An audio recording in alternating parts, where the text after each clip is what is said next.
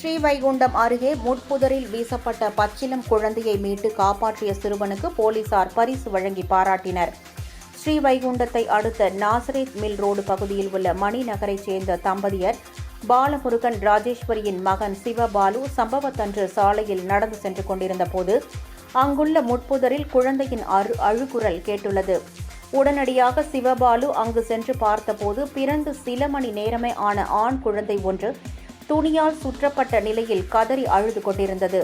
அதனை கண்டு அதிர்ச்சியடைந்த சிவபாலு துரிதமாக செயல்பட்டு குழந்தையை மீட்டு எடுத்துக்கொண்டு ஊருக்குள் ஓடி விவரத்தை கூறியுள்ளார்.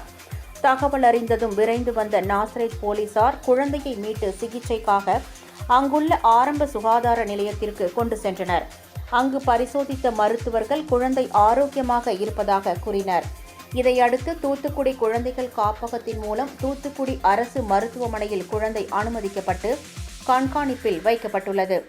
தைரியமாக முட்புதருக்குள் புகுந்து குழந்தையின் உயிரை காப்பாற்றிய சிவபாலு மற்றும் அவருடைய பெற்றோரை நாசரேத் காவல் நிலைய ஆய்வாளர் வனசுந்தர் காவல் நிலையத்திற்கு அழைத்து வந்து பாராட்டி பரிசு வழங்கினார். இந்த சம்பவம் குறித்து குழந்தைகள் காப்பக அதிகாரிகள் அளித்த புகாரின் பேரில் நாசரேத் போலீசார் வழக்கு பதிவு செய்து விசாரணை மேற்கொண்டு வருகின்றனர்.